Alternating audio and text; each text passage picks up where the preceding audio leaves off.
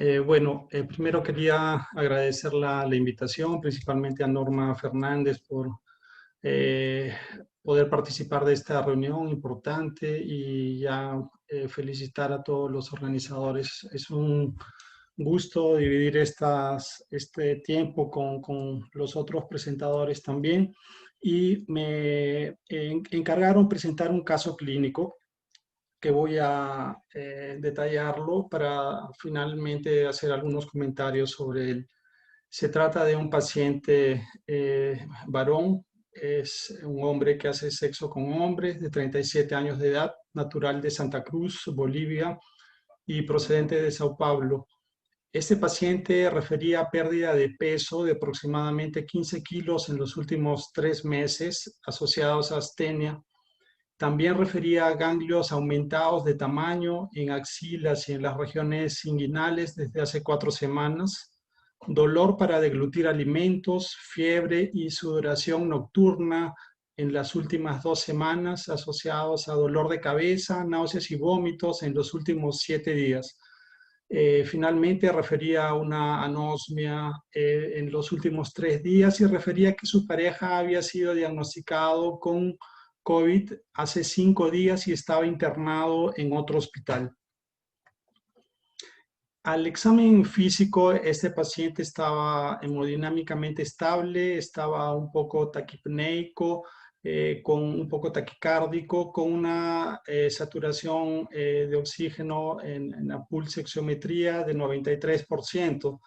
En piel y mucosas estaba pálido, él presentaba unas pápulas, algunas umbilicadas en rostro, tronco y extremidades, tenía placas blancas en lengua y paladar, y del punto de vista respiratorio apenas un aumento de la frecuencia respiratoria.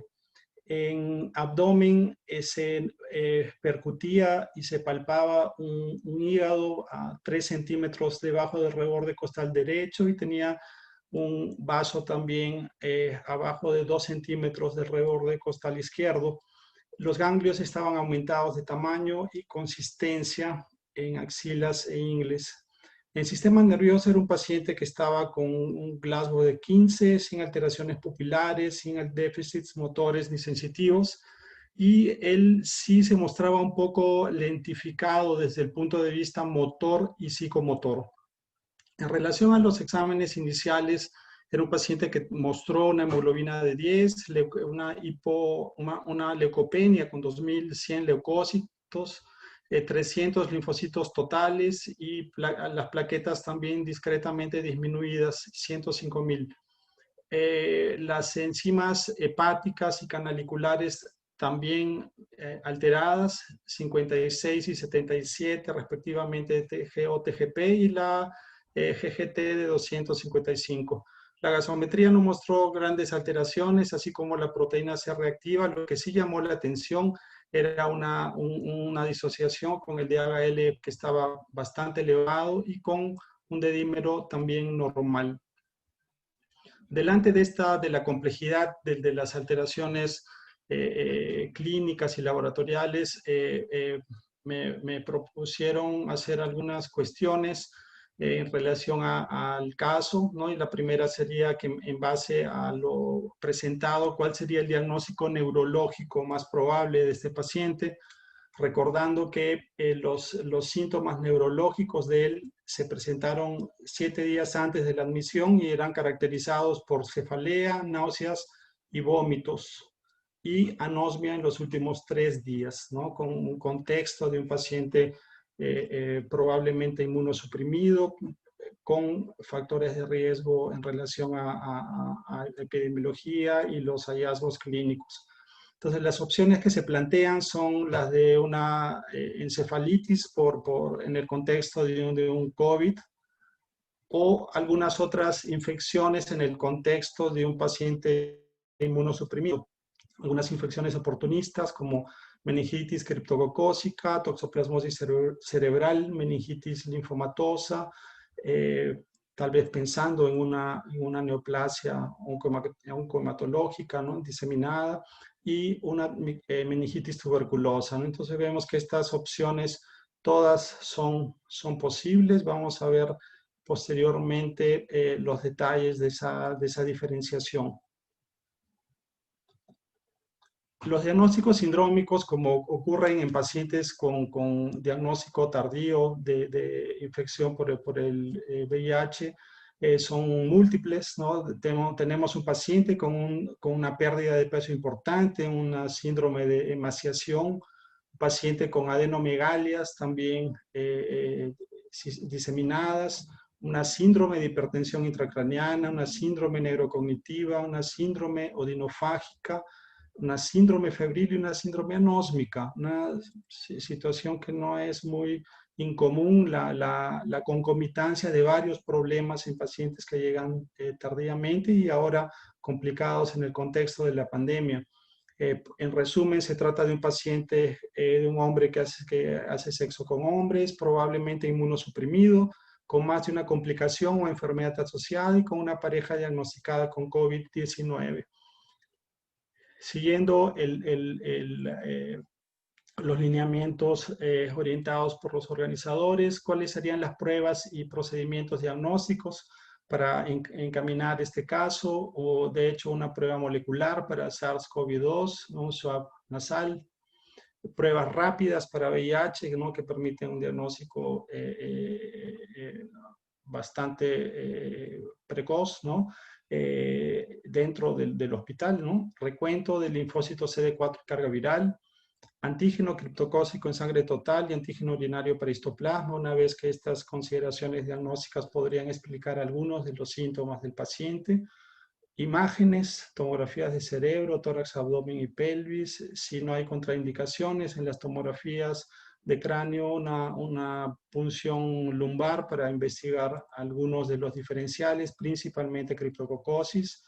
Una endoscopía digestiva alta, recordando que este paciente tenía quejas esofágicas importantes, y en la secuencia del seguimiento, una biopsia de ganglio axilar debido a las adenomegalias sistémicas que presentaba este paciente.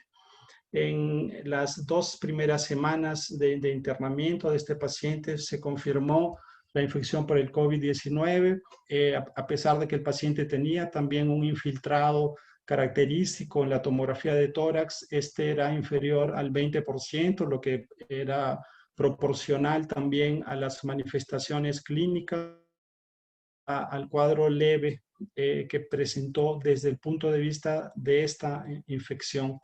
Sin embargo, fue diagnosticado la infección por VIH. Este paciente tenía un CD4 de 25.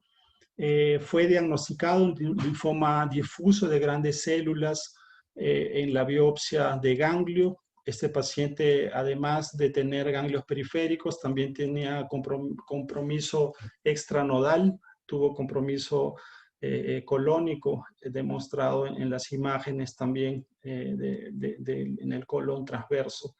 La meningitis criptococócica fue confirmada también en los exámenes de líquido cefalorraquídeo, como ya había sido inicialmente sugerida por el LFA en sangre periférica en la admisión.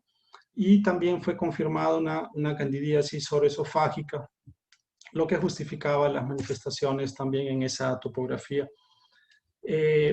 La pregunta que corresponde en este momento: ¿cuáles creen ustedes que fueron las principales problemáticas para definir el diagnóstico, en realidad los diagnósticos de este paciente, ¿no?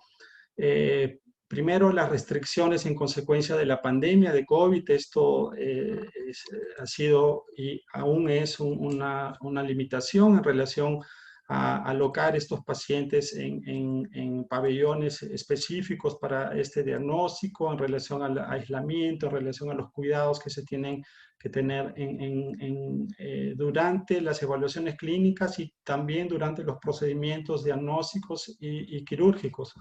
El tipo de hospedero definitivamente nos trae ya una serie de complejidades, la necesidad de realizar procedimientos invasivos, la presencia de varios problemas concomitantes. Todos ellos definitivamente son problemas para el manejo en paralelo de este caso. Y la sensibilidad de las pruebas diagnósticas, que también tenemos que conocerlas para poder correlacionar los hallazgos clínicos y laboratoriales con los resultados de cada una de ellas. El tratamiento Hay varias opciones, pero la cuestión es solamente reflexionar sobre qué sería inmediato hacer en este paciente. Definitivamente la hidroxicloroquina no tiene ningún efecto, ninguna eficacia clínica, ¿no? Demostrada. No se recomienda su uso en pacientes con COVID. El tratamiento antirretroviral inmediato en un paciente con meningitis criptocócica tiene que ser esperado por lo menos 4 semanas hasta estabilización clínica y resolución de la hipertensión intracraniana. La quimioterapia inmediata no es una recomendación en este momento, es un paciente que está con una infección en actividad en el sistema nervioso central y que la estabilización de este cuadro en 2 semanas podría ya iniciar la programación de un tratamiento quimioterápico de este linfoma agresivo. Lo que sí corresponde hacer inmediatamente es el inicio del tratamiento antifúngico combinado basado en anfotericina de oxicolato y flucitocina. El fluconazol para la candidiasis no estaría orientado una vez que este paciente ya está recibiendo, ¿no?, anfotericina. Por lo tanto, el plan de tratamiento y manejo incluye todos los abordajes relacionados a COVID y a las estrategias terapéuticas que fueron comentadas, incluyendo la prescripción de profilaxis con trimethoprim sulfamethoxazol, y el uso también de factores estimulantes de colonias para un paciente que está con citopenias y va a recibir tratamientos tóxicos. Así como la programación del tratamiento antifúngico con un estricto control hidroelectrolítico y monitoreo de toxicidades. Todo esto relacionado a la complejidad del manejo de un paciente desde el punto de vista nutricional, respiratorio y neurológico. 2 semanas después de la admisión hospitalaria, este paciente había presentado buena evolución desde el punto de vista neurológico y respiratorio, se había controlado también, este paciente tenía hipertensión intracraniana, y después de la segunda semana se había pasado para una fase de manutención. Sin embargo, después de la primera quimioterapia basada en rituximab con CHOP, este paciente presentó una neutropenia febril grave, evoluyó con shock séptico y falleció a la 3ª semana después de la admisión. Es el escenario muy conocido, pero muy complejo también de este tipo de pacientes, de presentadores tardíos, de infección por VIH en múltiples enfermedades oportunistas, infecciosas y neoplásicas. El diagnóstico tiene que ser agresivo en estos casos. La programación terapéutica se va haciendo concomitante y secuencial en función del estado del paciente, de las toxicidades de los medicamentos. Y en este nuevo escenario de complejidad se suman los problemas propios de la pandemia y de la infección por el SARS-CoV-2. Entonces, la infección por el VIH es un factor de riesgo para el COVID-19. Esta es una pregunta que es bastante importante y ya ha sido también comentada por el doctor Ravasi. Los primeros estudios que han aparecido son del hemisferio norte y reportaron mayoritariamente pacientes hospitalizados. La mediana de edad de pacientes con VIH ha sido superior a 50 años en estos estudios, la mayoría con comorbilidades. Interesante que 2/3 partes de estos pacientes han sido admitidos con COVID leve o moderado, recibían terapia antirretroviral regularmente y estaban controlados del VIH. En esos estudios básicamente europeos, pero también algunos chinos y americanos, la mayoría de pacientes con CD4 encima de 200, más del 90% de los pacientes, y en algunas series la carga viral indetectable en por lo menos 95 a 98% de los pacientes. Entonces es un perfil de pacientes bastante estable, que de hecho no refleja el contingente de pacientes presentadores tardíos o de los pacientes que abandonan tratamiento y se tornan nuevamente inmunosuprimidos. Hay un trabajo muy interesante del Reino Unido, ¿no?, del sistema de salud público de ellos, un estudio muy grande con una base de datos de más de 17 millones de personas, con una evaluación de más de 5.600 óbitos, en los cuales identificaron las variables ya reconocidas de mal pronóstico para COVID, como edad, ¿no? Personas arriba de 60 años, género masculino, comorbilidades. También identificaron otras condiciones de inmunosupresión, un grupo bastante heterogéneo, habían pacientes con VIH también dentro de esta categoría, pero lo que me llamó la atención en este trabajo es que grupos socioeconómicos menos privilegiados y grupos étnicos también directamente relacionados con una condición socioeconómica más comprometida, como podrían ser afrodescendientes o descendientes asiáticos, fueron directamente relacionados a óbito en este trabajo, y eso abre paso para los últimos 3 slides que voy a presentar, que el doctor Rabasi también ya comentó. Este trabajo de África del Sur es un estudio bastante grande, que incluyó, tenía como objetivo identificar los factores de riesgo de COVID en Sudáfrica, ¿no? Y básicamente preguntarse si, además de lo ya reconocido en el hemisferio norte, VIH y tuberculosis podrían ser relevantes en un escenario más vulnerable desde el punto de vista socioeconómico. Fueron utilizados diversas bases de datos que evaluaron alrededor de 3,5 millones de pacientes que seguían activamente dentro del sistema público de salud, y se hicieron algunos subanálisis. Pero lo que quería llamar la atención en esta diapositiva es que tanto la presencia de tuberculosis activa como el hecho de el paciente ser cero positivo para VIH fueron asociados a óbito. Y esto refleja también una mayor problemática de infecciones en determinados grupos humanos. Interesante que no hubo diferencia en función de la supresión viral, tanto pacientes con carga viral positiva o detectable o indetectable no tuvieron diferencias, ambos fueron relacionados a óbito. Lo que sí se demostró entre los casos hospitalizados es que los pacientes con CD4 abajo de 200 tenían una chance mayor de óbito.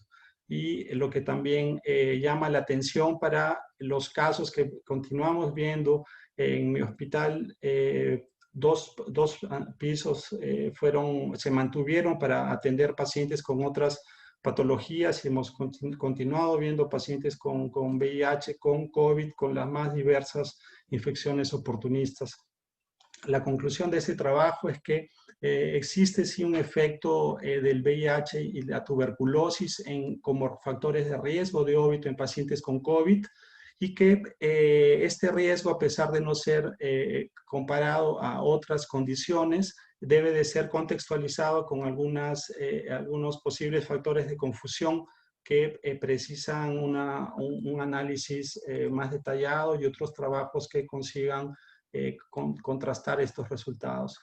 Este es mi último slide, solamente citar que las micosis, de un modo general, están dentro del espectro de complicaciones en pacientes que llegan a hospitalizarse con COVID-19. Tenemos los pacientes que son candidatos para infecciones de las más diversas, pero quería llamar la atención para los factores de riesgo, porque ellos van a determinar el tipo de micosis sistémica que podemos pensar en estos pacientes, ¿no? Ustedes ya en el curso ya han discutido algunas de ellas: aspergilosis, cándida, ¿no? Y criptococosis es un problema que debemos de tener muy presente en personas infectadas por VIH o personas en riesgo de tenerlo, así como en pacientes trasplantados de órganos sólidos.